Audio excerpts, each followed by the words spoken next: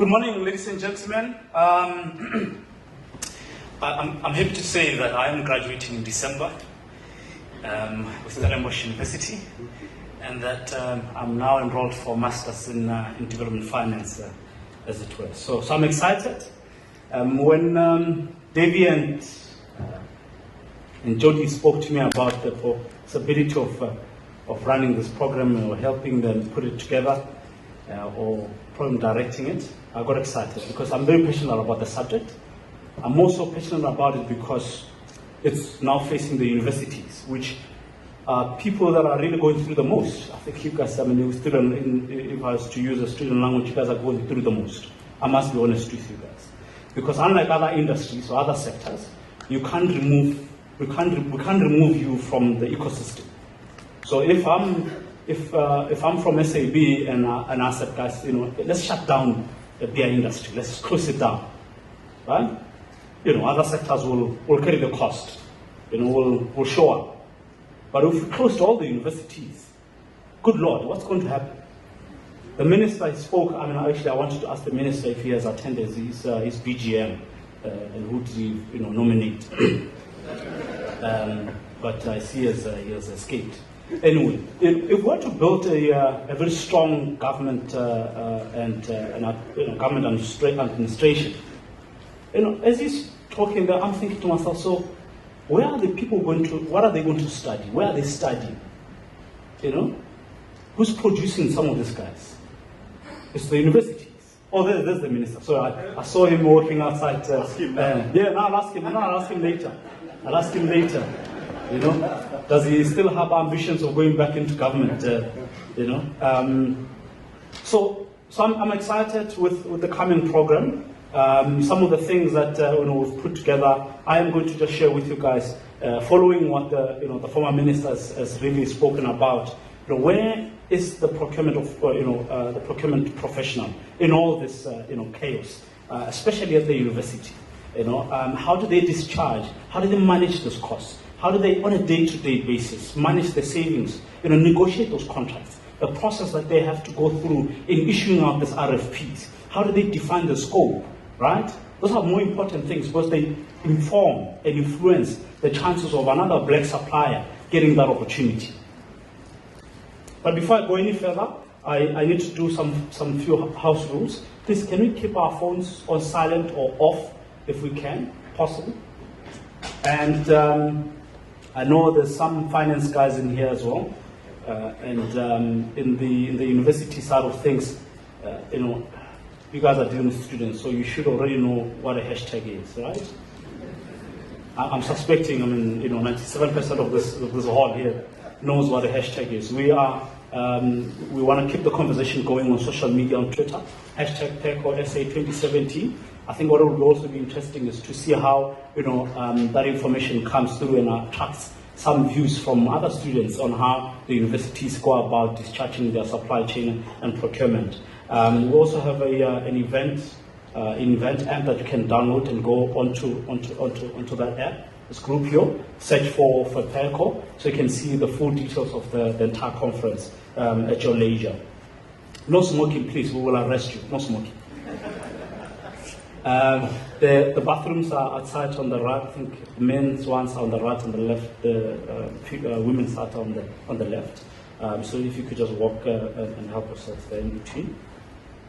Now, Solvin spoke about that this province is the birthplace of legends. The birthplace of so it's so much praise expected of this province. Former minister also is from this province, and last night I was asking the team, so if this province is the birthplace of so many legends, let's ask the question to the universities, especially the procurement and finance teams. So you guys are the birthplace of what? What are you in the business of? As universities, you've got the management and the executive leadership, saying they have a vision of making this the modern day African university. The center of so forth and so forth. So now, what do you guys produce? What are you birthing, on a day-to-day basis? Right? So the key questions that I think we need to grapple with, and I'll show you how all that comes together where you guys are sitting with ESD and some of the things that other sectors or other companies have continued to do and contribute and drive, the corporate strategy of those entities. We know there are some sectors that are regulated, heavily regulated than your higher education sector. For example, in tobacco, there's no longer advertising, right? So there's a social license trade that these guys require, same as liquor, same as mining. Right? Because if people were to strike today, we shut down, it affects our ability to do business, and therefore we're no longer making the returns that we require. So the same thing happens with the higher education. Tomorrow students are striking because they want that demanding insourcing and outsourcing. And then you guys in procurement, you are required to save. And now you must have this tender and pull it inside the in the university. What does it do to the costs? Can you see how these things are becoming more and more practical for us? So allow me to just quickly share with you some of my thoughts as we start this conference on how we feel ESD can really occupy space within higher education. In my time at SAB, one of the programs that we attempted to develop, and I'm mentioning this because partnership with the private sector, like the former minister said, is very crucial. One of the things, the arguments that I had made in 2014 was, given the low spend on R&D, right, during the Minister Dr. Msibudi Mangana's time in government, he launched and implemented what they call fabrication laboratories. So University of Limpopo has it. I think Free State, some few universities have fabrication laboratories, and the user profile of those of that infrastructure is mainly high school students. And now those are meant to be centers of innovation to drive commercialization of concepts that come through science students, accounting students, whoever, any student that has a concept that they feel they can really build. And that speaks to the employability. Universities are required to create multiple pathways of universities. Gone are the days that all we are grappling with is to produce students that are going to go and work at Bidvest, go and work at other companies, because also there's a mismatch. We're not producing at the rate that we're supposed to do. By the time these guys leave the university, their skills are no longer as required as they used to before 4 or 5 years back.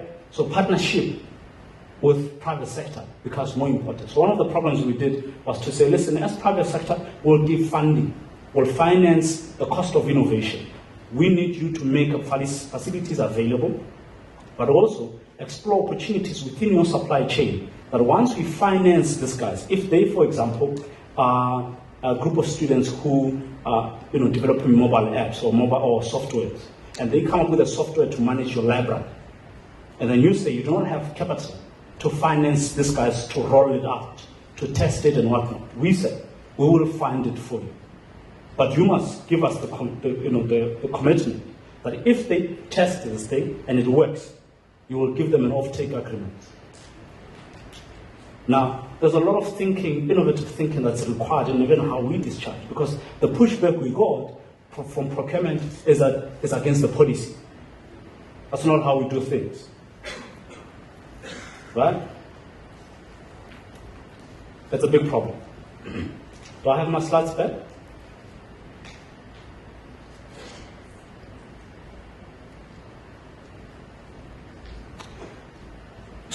So a few things have changed in the past 14 days in my life.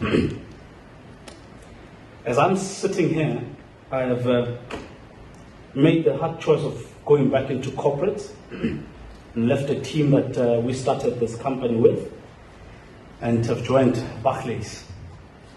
I know they're going through a divorce with ABSA, but I joined purely because their biggest challenge is how to incorporate ESD in the entire banking system. It's a big headache. They are spending, over 60 billion. It's a lot of money. You guys are only spending what? Less than 1.5, 1.2 billion of collectively across as universities. Very little. It's a fraction of what the banks are having to deal with. And I joined them because I want to understand how can we make this thing such an integral part of strategic thinking. So for the board, for the executive committee, or for the leadership of companies or institutions, when they think about the future, do they ever think about how to incorporate small businesses? To what extent do we involve small businesses? How do we build their capacity? How do we build diversification in our own supply chain? Because it gives us what? Opportunity to leverage a better price. It gives us opportunity to reduce the risks. We don't have to depend on one supplier forever, right? It improves our opportunity of introducing innovation in our supply chain, products and services that we never thought we would have, things that we never thought we would do in a different way. So it's really more integral than we've ever thought. Anyway, globally, this subject is not even a regulation matter. Companies globally have been doing supply development. I pulled 1997 material of New Jersey in USA. They were talking about enterprise development. We only started talking about 2008, I think it was, for me, it was during the time of Minister Mandisa Mpahla, I think he's now the ambassador in Mozambique. So I'm attempting to illustrate to you guys that this subject is not a by the way. It's not a let's tick the box, let's comply and get on with it. Let's get our BE certificate, let's verify, and then that's it. It's all reactive. It has to be more strategic. And those are the things that are required. When you guys are doing what you know, strategic sourcing, there's commodities that you guys buy, the services that you guys procure from this guys, year on year. Are you getting a better price point from your suppliers? These are the only suppliers you're getting this thing from. Anyway, guys, I'm not usually like this. I was at a high school, and this high school in Phukhubye had over 70 students in a class. So when I walked in, there was no space in between the front chair, the front desks, and the chalkboard. So I asked, so where does the teacher, walk? How do they conduct their classes? They said, no, they stand by the door. I said, you stand by the door? So the guy who's on the right corner of this class, what are the chances that this person will improve their maths, their accounting, their geography, their agriculture, results, or for them to get a better education, either at the TVET or in university? Anyway, I then took it upon myself to jump on top of the desks, guys. I wasn't being rowdy. I'm not usually like this. I'm just saying. So, I'm happy that the former minister has mentioned some of these things. Most of these are some of the stuff that I wanted to highlight. That we're living in a country where it's, you could almost use the word chaos. There's a lot that's happening. There's a lot of things that are happening. So we want some form of clarity. It's going to take a very delicate balancing act for us to get out of all this mess into a future that we all aspire. When someone says there's a low economic growth for universities and for us in the university, in the high learning, high institutions of learning, in our corridors, we must ask ourselves this question. Then, how many of the parents that are sending their kids here are working decent jobs? How valid is the call that says the fees are expensive, education should be made free, we should decolonize, the lecture rooms, we should decolonize the curriculum? What does it mean for us? Because it all speaks to affordability. Everyone else is looking at their purse and they're thinking, I can't afford it. Would love to do this, but I can't afford it. It's expensive. Right? The growing inequalities again speak to the forces us to think very creatively about the products and services that we procure, so that we reduce the total cost of running this business that's called a university or a college. We've now seen that corruption is becoming more and more of a challenge. I think all of you guys would have read, been following the story of KPMG, McKinsey, and I don't know who else. So good luck to those that are interacting with the auditing students in the universities, in inspiring, giving them hope that they'll one day come and verify our books. So colleagues, when you are sitting here as procurement professionals, you've got to think of your universe in this context. Because how else do you decide how much money is going into black women-owned businesses, black-owned businesses, EMEs, QSEs, what BE level are they on? You know, we've made a presentation, an argument that, listen, to come and say and solicit a business from us because you are level 2, level 1, it's not enough. It's not enough. Procurement professionals and supply chain professionals or sourcing professionals must ask. There's a tier 1, tier 2, tier 3. So if I'm giving you 120 million of a contract as a supplier, that's tier 1. So I want to ask you, how are you then deploying that capital to tier 2 of your own suppliers? Because I want to see how that entire chain is transforming. You have that power. It's supply chain transformation. So your questions don't stop only at, I've given you 120 million of a contract, you are delivering our services, I'm happy, KPIs met, that's it, tick, bye. You have that responsibility. Because when the schools are closed because students are demanding free education or ending outsourcing, you are the one at the core phase. Your production of, I asked this question earlier to say, what are you in the business of?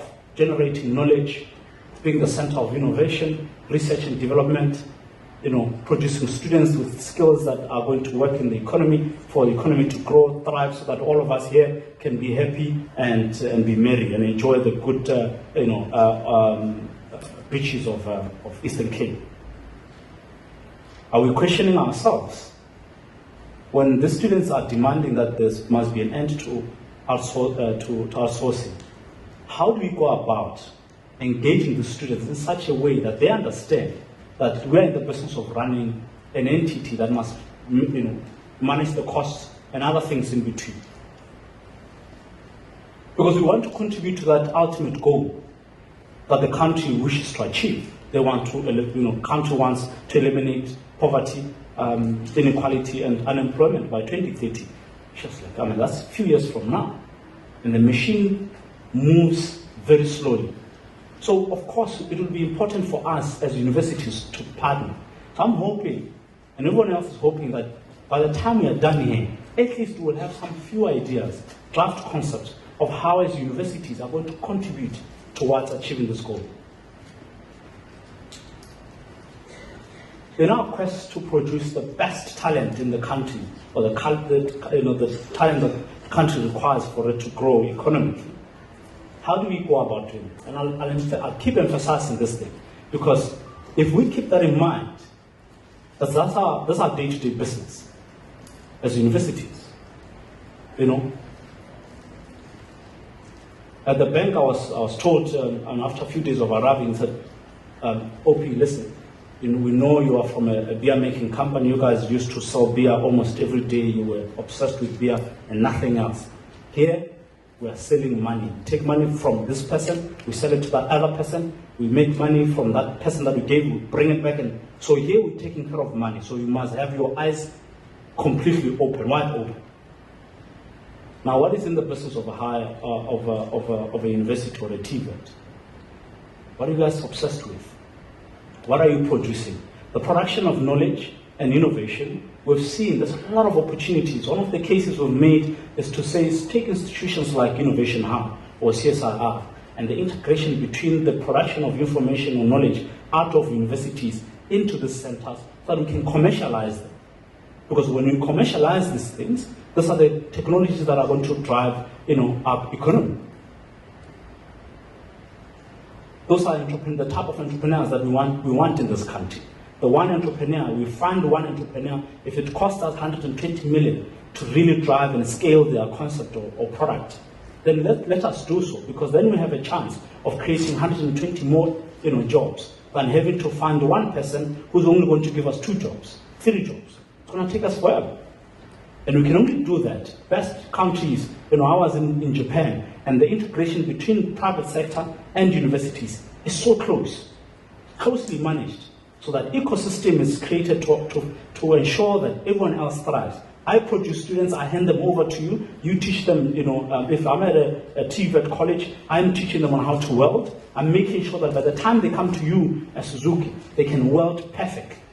I'm giving you products that you guys require for you guys to remain competitive out in the world. And what will be the cost for me? How much will it take for me to give you the best student? Well, I need some software infrastructure in my laboratories. So please, if you are a BMW or you are a Mercedes-Benz, can you please assist us so that we supply you with what you require? Because it's a balancing act. It's really a balancing act. You guys don't have enough income streams. There's very few things that you as a university are selling that bring in money. And even when they bring money, it's not enough money. It's not enough money. So this comes from statistics. At 50%. Other universities do better compared to others. Others get more donations. University of Stellenbosch gets more donations than most of the universities. But it's because their output is now thriving elsewhere. Either they're running businesses, they've got high-paying jobs, very technical qualifications, highly in demand across the globe, very competitive. But we know that you guys are having serious challenges. It's easy for us to sit here and talk about how you can enable the transformation, you can fast track the transformation that should happen in the higher education. You have your own challenges. PwC did a study a year ago also, and they found that you guys are also still struggling with a number of things. And I'm happy because there is someone who's going to talk about how to bring in technology, Internet of Things, how to bring softwares or ERP systems to enable you guys to do a lot better. One of the things that you guys require is data. You need data to analyze how are we doing, doing comparatively speaking with other universities. Over and above just complying and making sure that BE certificates are renewed and all that jazz.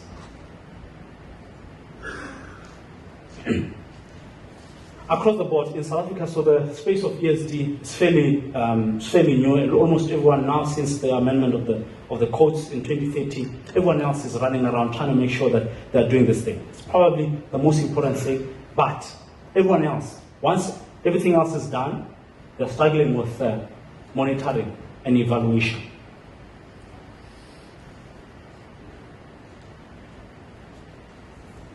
I saw this thing earlier in the week, and I thought, when the former Minister of Higher Education and Training, I'm not sure if former Minister you can use the word fire. I'm not sure. I'm not sure who's fired, who's being fired, why they fired, by who, what.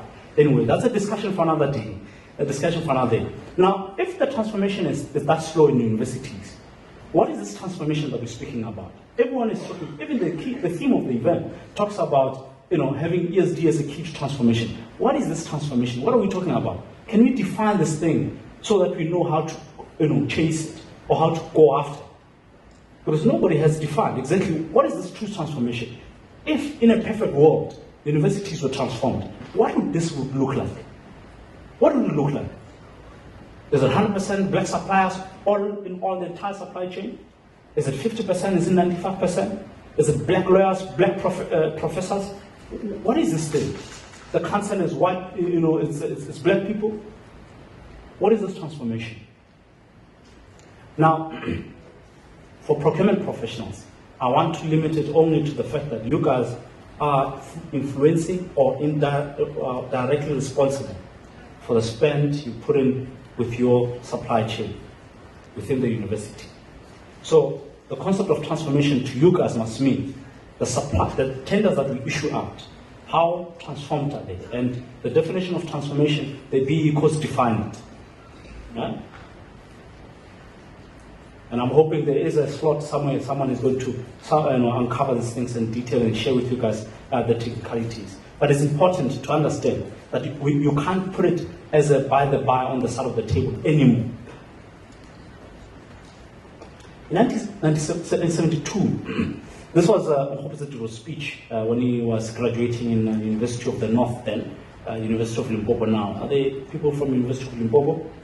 No? There's no University of Limpopo in this hall. Okay. So Tiro Hall, and he mentioned something which was very strong in my view when we talk about BEE. This is 1972, rather. And he's questioning how and why is a contract given to a white member of the administration. How it speaks to our systems. Are our systems able to detect? The former minister was talking about this. Are our systems able to detect, conflict of interests? Are our systems able to provide capacitation for suppliers that we can't use now because they don't have a new machine that can produce 10,000 more units as opposed to one every week?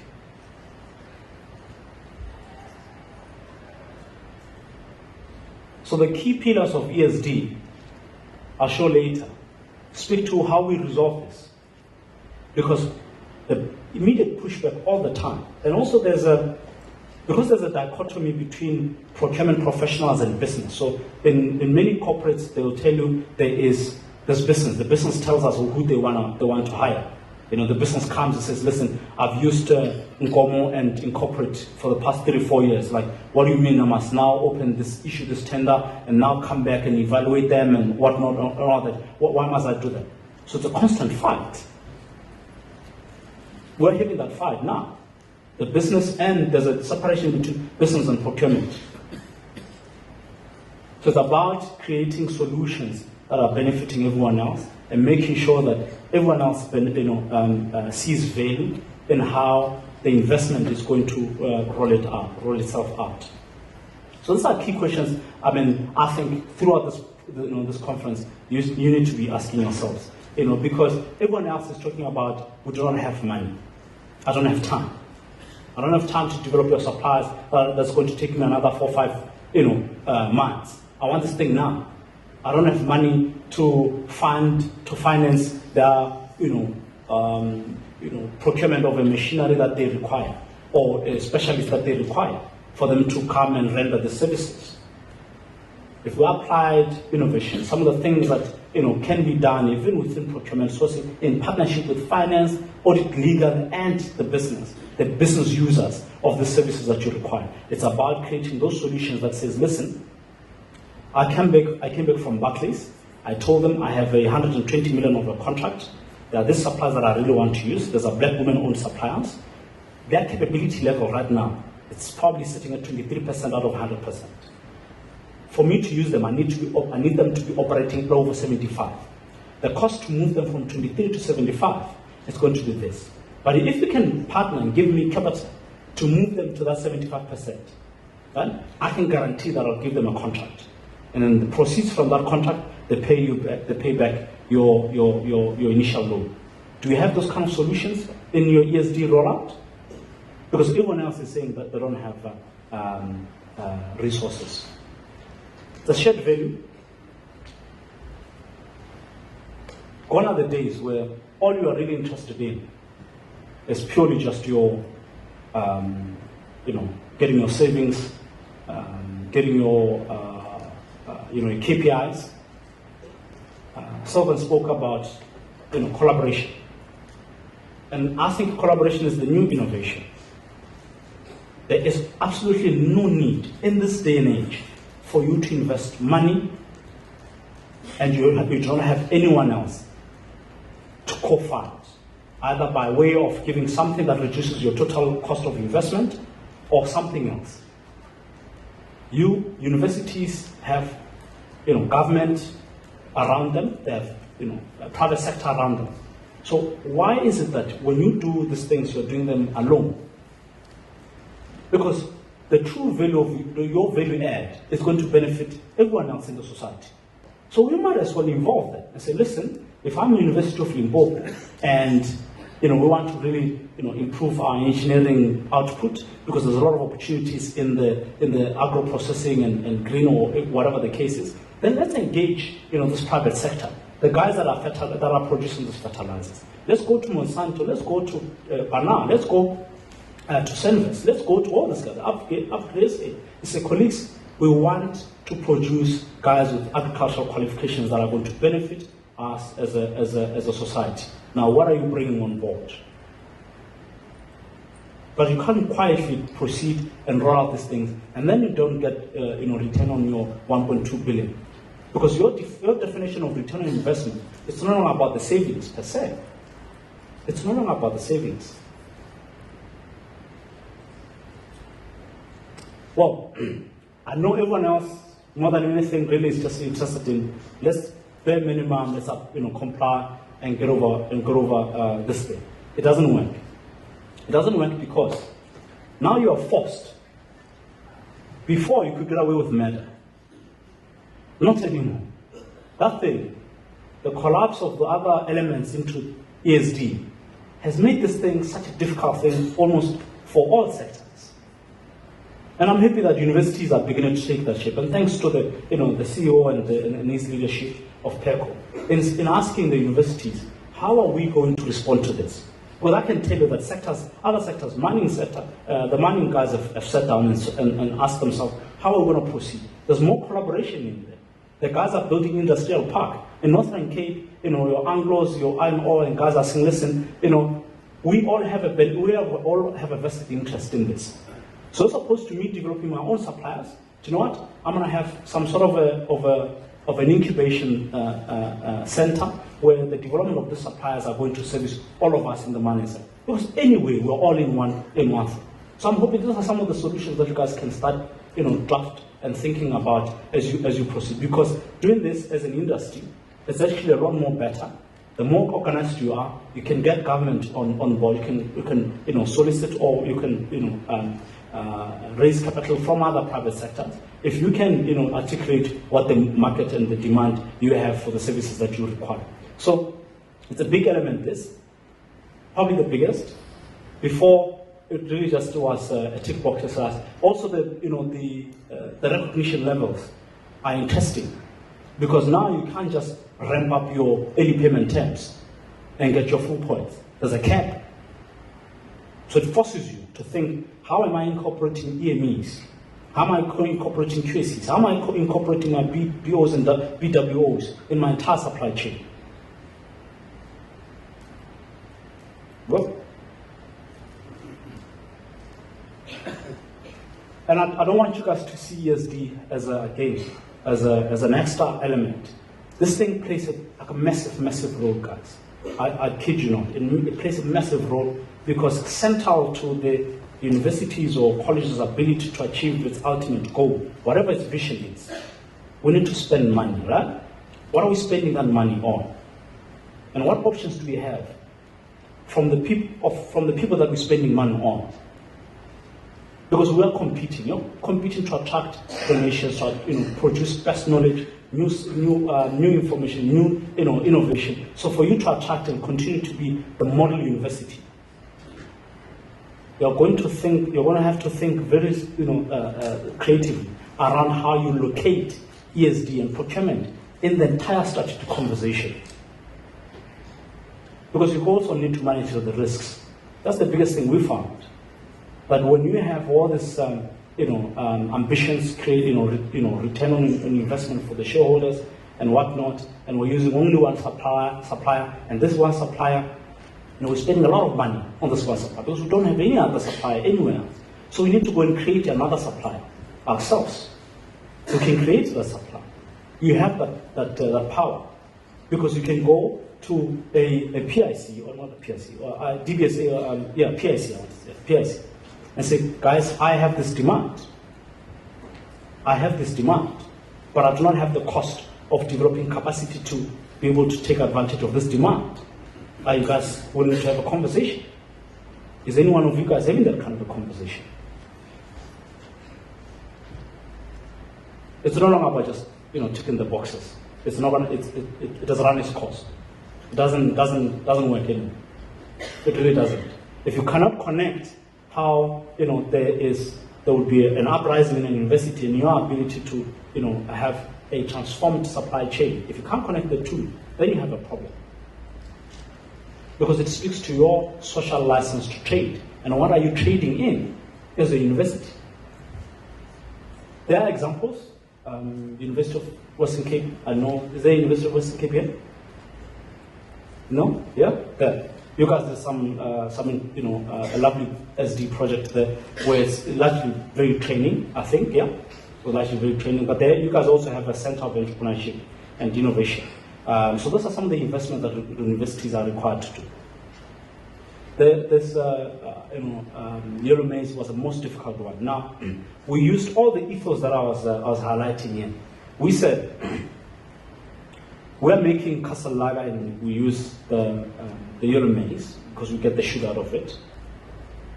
We then said, well, how much money can we give? We want 10% of the total procurement of this yellow maize to go to black women farmers, emerging farmers.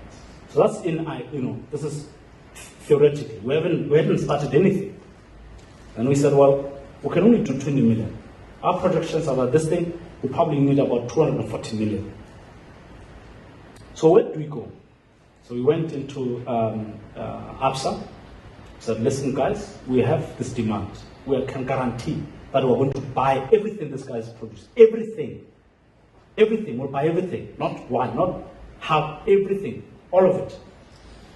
And then we went to government. So government, listen, you have your 9-point plan. You want emerging farmers, small businesses, and everything else. Here's a plan that we have. So what can you bring on board? And government said, okay, we'll bring training and capacitation at no cost. Then we pushed down the cost of the entire program. And it's now in its second year. This was the first harvest in Bronco Strait, in the city of Tshwane. And that first year harvest, it contributed 9.6% of the total maize procurement of SAB. So it requires you to have so much strength, because for us to arrive here, the head of procurement wasn't having none of it. So no, I'm not having none of this thing. You guys are just throwing money into this thing. No, it's not going to happen. So we had to build in processes and systems to, reduce the risk. Make sure that the women understand the art of planting a yellow maize, not just any maize, but a yellow maize with only 2 cultivars. So that when we buy them, you guys at the end of the day can enjoy your beer. Anglo has invested a lot of money that they are now undergoing a review of their supply development investments. You guys know Anglo is Mel and so forth. But it's quite big because of how broad it is. But if you think of higher education as a single entity, so you remove the names, we just have higher education for universities and colleges, right? You remove the names, you remove UJ, all the other names, and ask yourselves, how connected are we building this ecosystem that ensures small businesses and entrepreneurs thrive in this sector? How are we doing that? Does one university or one, does Cape Town, do the Cape Town guys know what the Joburg guys or the Durban guys or the Free State guys or the Limpopo guys are doing? Do they know? So they provide a lot of support, mentorship, incubation, capital acquisition, loans. So there's a lot, and they use that to leverage additional funding from other sectors. So you're not alone. It's just a high level of what we did for one pharmaceutical company. And one of the things you'll recognize is in the ESD offerings, there's a lot that, there's a few things that can be given there in reducing and increasing the success of your beneficiaries. Because that's always the key, because there are no guarantees. You can invest in the suppliers and make sure that it increases your options when you start doing your sourcing and issuing tenders. But you've only done training, but are you sure this guy will deliver tomorrow, deliver the toilet papers tomorrow? This was in agriculture. Again, context to this is that every ESD solution it will be different for different sectors, because the risk appetite is not the same. The risk appetite is not the same. So you guys might say, listen, we want things to be done in different ways, in this ways. These are requirements when you're defining your investment mandate, because you as procurement must define your investment mandate. You're saying, I can only take a supplier if they can meet the following. You've got those things, you've got those criteria. You use them when you select suppliers. That informs part of your investment mandate. Because someone who exhibits all those criteria, all that in your criteria, you're more likely to invest and partner with, because it's a partnership at the end of the day. For agriculture, we made it a demand-driven ESD. Therefore, we cannot set up and launch any ESD engagement if we do not have an off-take agreement or contracts for this farming. So we cannot plant a broccoli if we do not know the person that's going to buy this broccoli and signed and sealed. The only question is going to be the price.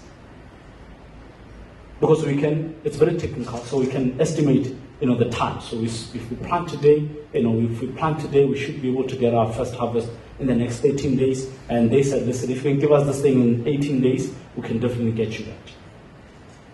It was also very disruptive in that it forces the market to create alternative platforms of selling. So people are no longer forced to go to the fruit and veg market. You can go direct to the farm gate. And what does it give? It gives you a better price point. Right? In conclusion, I just got a slide. If we talk about the whole ecosystem of this country, how we have problems of poverty, inequality, and unemployment, where's the solution? Is investing in small businesses. And you guys are the ones that are carrying the purse of higher learning institutions. So are you prepared? Can you articulate the demand in terms of your categories, in terms of your spend, patterns, and say, well, in this category, in this toilet paper, I am going to need a black supply. I actually can, because it's really that basic. Just get them to buy a machine and then produce this and supply us, and we're done. Because you guys can be the catalyst.